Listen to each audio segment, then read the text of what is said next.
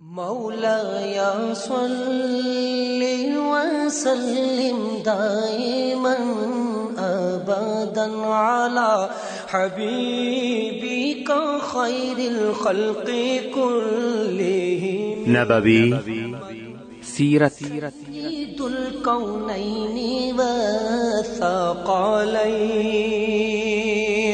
محمد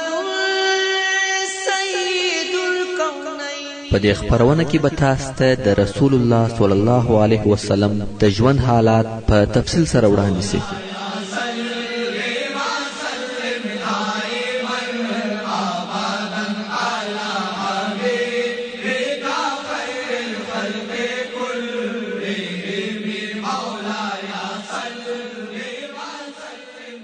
تعليم الإسلام. أعوذ بالله من الشيطان الرجيم. بسم الله الرحمن الرحيم.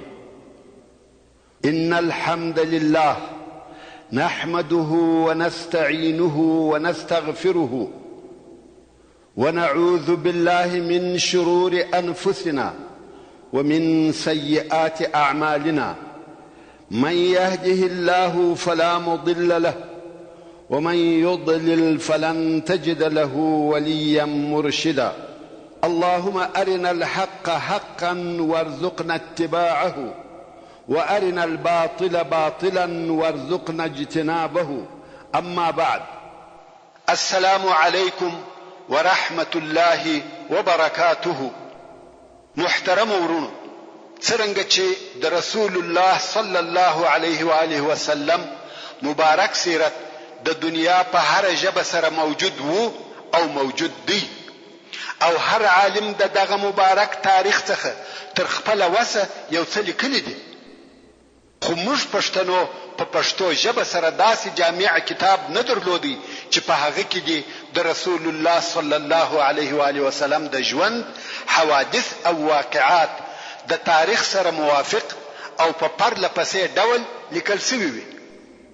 حال دا چې د رسول الله صلی الله علیه و آله وسلم پیژندګلوي او د هغه صلی الله علیه و آله وسلم په ژوند خبرېدل زموږ دینی مسؤلیت دی. ځکه که د رسول الله صلی الله علیه و آله وسلم په ژوند خبر نسو، متابعت یې څنګه وکړو؟ او که رسول الله صلی الله علیه و آله وسلم ونه پیژنو، ایمان څنګه پر راوړو؟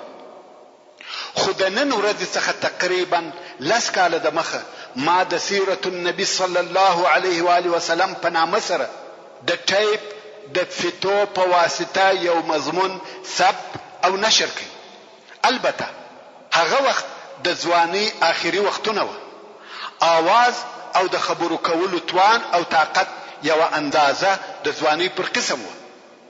او اوس می د دوهم وار د پاره د رسول الله صلی الله علیه و آله وسلم د ژوند حالات د سپینږیرتیا او ضعف په حالت کې د سرور کائنات ژوند په نامه سره ولیکل.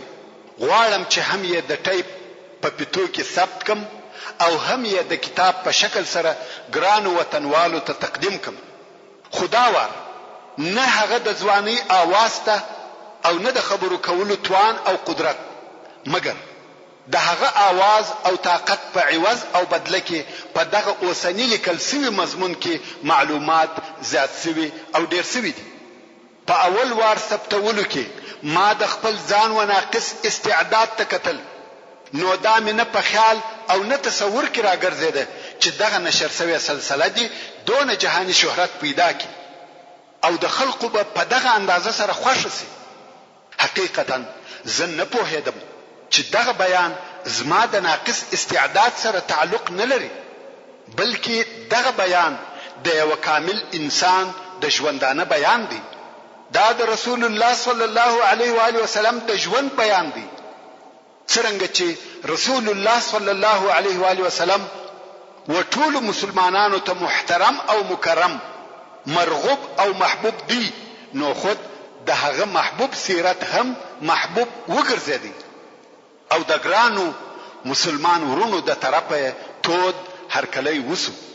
د اوریدونکو په زړه کې ځای ونیوي او باید ویني سي، ځکه الله جل جلاله خپل رسول ته ډېره عظیمه درجه او لوړ مقام ورکړي دي او د صلی الله علیه و آله وسلم محبت یې د مسلمانانو په زړه کې شخ کړی دی او د رسول الله صلی الله علیه و آله وسلم متابعت یې د الله جل جلاله سره محبت بللی دی. الله عز وجل د سورة آل عمران په 11 نمبر آیات کې فرمایي قل ان كنتم تحبون الله فاتبعوني يحببكم الله ويغفر لكم ذنوبكم.